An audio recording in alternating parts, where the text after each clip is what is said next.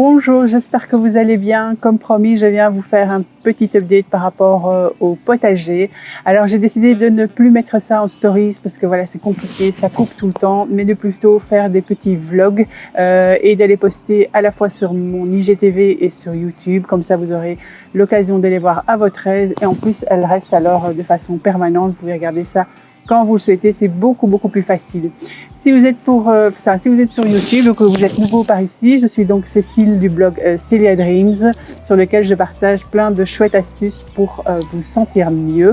Et si ce n'est pas déjà fait, je vous invite à venir vous abonner à ma chaîne, simplement avec le petit bouton ci-dessous, ou également à activer les notifications, comme ça vous ne perdrez aucune nouvelle vidéo, vous serez averti à chaque fois que j'en poste une nouvelle. Alors, petit update par rapport au potager. Donc la dernière fois, on avait vu qu'il fallait choisir un emplacement et également choisir un contenant qui pouvait être soit en plastique, soit en bois. Alors maintenant que vous avez ça, on va passer à la deuxième étape qui est de remplir ces contenants et aussi de décider ce qu'on va y mettre dedans. Je voulais d'abord faire un tout une petite parenthèse parce que c'est vrai que comme on est ici quand je tourne la vidéo en plein confinement à cause du coronavirus, vous n'avez peut-être pas le matériel chez vous pour faire ce petit potager en carré.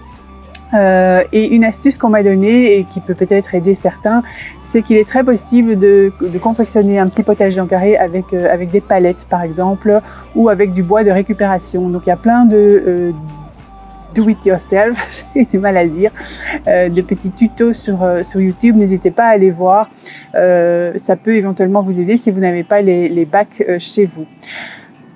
Alors, ce que je voulais vous dire aussi, c'est que quand on choisit du matériau en bois, il faut absolument le protéger. Et la meilleure chose qu'on peut faire, c'est évidemment de ne pas mettre des lasures, plein de produits chimiques, etc. Si on veut un petit potager bio, c'est pas le top.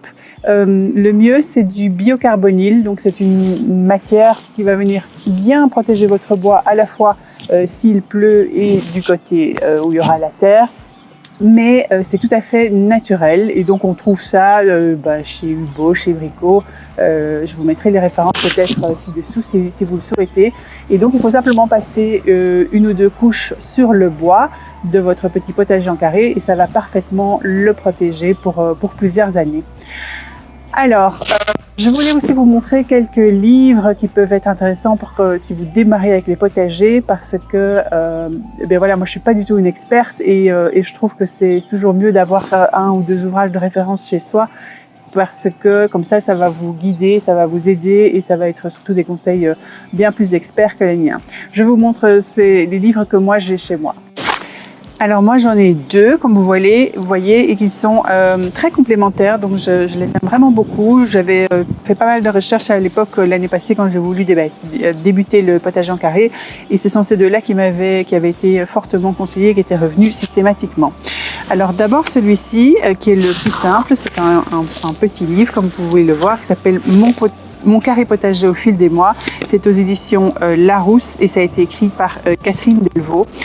J'aime énormément ce petit manuel parce qu'en fait, il va vous expliquer mois par mois ce qu'il y a lieu de faire dans votre potager. Donc vous pouvez le prendre par exemple en cours.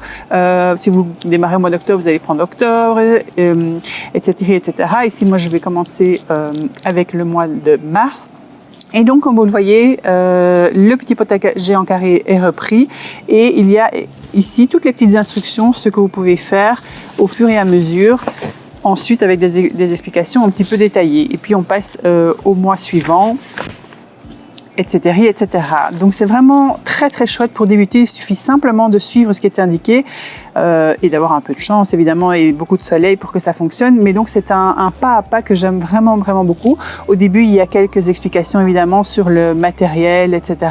Par rapport au petit potager au carré. Donc, c'est vraiment top pour ceux qui veulent débuter. Et à la fin, il y a également des petits tutoriels par rapport à chaque légume pour montrer comment est-ce qu'on doit faire pour les planter, pour les récolter, etc. Donc vraiment un chouette ouvrage pour ceux qui veulent débuter. Et puis le deuxième, c'est le guide Terre vivante du potager bio. Alors celui-ci, par contre, il est beaucoup plus épais. C'est un ouvrage, je dirais, un peu plus complet où là, on va avoir pour chaque légume, donc là c'est plutôt classé par légumes, la manière de les planter, de les tailler. Il y a également des recettes après pour expliquer ce qu'on peut faire avec. Mais on a vraiment tous les légumes qui sont repris, y compris des légumes un peu plus rares, etc. Avec au début évidemment tout un explicatif aussi. Donc moi j'ai bien aimé parce que ils sont vraiment complémentaires. Celui-ci est beaucoup plus détaillé et beaucoup plus précis, je vais dire. Mais si j'avais dû commencer avec celui-là, ça m'aurait peut-être fait un petit peu peur. Donc avoir les deux, donc se référer à celui-ci chaque mois et puis aller voir plus en détail par rapport aux légumes qu'on veut planter, je trouve que c'est très bien. Alors celui-ci je ne l'ai pas dit, mais ou si je l'ai dit, mais c'était aux éditions Terre Vivante. Il existe bien sûr plein d'autres livres. Vous pouvez aller voir sur les librairies en ligne ou les librairies près de chez vous une fois que vous ne serez plus confinés. Et c'est le moment d'en acheter, en tout cas si vous voulez commencer un petit potager en carré. C'est vraiment nécessaire, je trouve, parce que se lancer tout seul, c'est quand même compliqué. Alors une fois que vous avez votre contenant et que vous avez éventuellement fait votre choix de livres, on va remplir évidemment vos bacs. Alors pour ça, il faut savoir qu'il vaut mieux faire des mélanges, c'est-à-dire ne pas mettre que du terreau ou ne pas mettre que de la vraie terre ou ne pas mettre que du compost, mais au contraire de faire un mélange. Alors la base, ça va être de la terre pure. Donc vous pouvez soit aller au fond de vos jardins un petit peu déterrés ou essayer de trouver un champ, etc. où vous pouvez avoir de la terre, ou alors ça se commande aussi dans les jardineries. Vous allez ajouter à ça du terreau spécial pour les potagers et éventuellement si vous avez chez vous du compost. Donc ça c'est très bien, vous pouvez mélanger tout ça. Donc c'est plutôt, je vais dire, 70% de terre, 20 à 25% de terreau et puis encore 5% de compost. Vous allez mélanger tout ça et c'est ça que vous allez remplir dans vos bacs en fonction évidemment de la grandeur de vos bacs. Vous allez avoir besoin de plusieurs sacs ou non. Et enfin, il va falloir choisir vos graines. Alors, sachez qu'en fait, tous les légumes ne vont pas dans des potagers en carré. Il y en a certains, ce n'est pas possible parce qu'ils prennent trop de place, comme je vous l'avais déjà dit dans la première vidéo. Donc, tout ce qui est les courges, les courgettes, tout ce qui prend de la place et qui s'étend. Par exemple, les fraisiers aussi, malheureusement, c'est assez compliqué dans des potagers en carré. Mais à part ça, je dirais que la plupart des légumes, vous pouvez les faire tout à fait dans votre petit potager en carré. Alors, quelques sites sur lesquels on peut acheter des semences, en tout cas des sites que moi j'aime beaucoup parce qu'ils sont bio, locaux et ce sont des semences vraiment des bonnes semences, pas des trucs hyper chimiques. Alors, vous avez Cycle en Terre, donc CY Cycle en Terre. Qui est une coopérative belge, donc que j'aime vraiment beaucoup. Vous avez également Les Semailles, je crois que c'est semailles.com ou lessemailles.com. Vous avez Alza Garden, qui est une société française. Vous avez également la boîte à graines. Donc ça, c'est 4 sociétés. Et avec ces 4-là, vous allez d'office trouver votre bonheur. Vous allez choisir les graines, évidemment, en fonction de ce que vous voulez récolter et également en fonction de de la place que vous avez. Si vous avez juste un tout petit bac sur votre balcon, vous allez plutôt mettre des herbes aromatiques ou des petites tomates cerises, des mini poivrons, ce genre de choses-là. Si vous avez un vrai potager en carré, vous pouvez aller plutôt vers des tomates, des poivrons, des concombres, des choux, pourquoi pas, des poireaux. Vous pouvez alors aller un petit peu plus loin dans la gamme des légumes.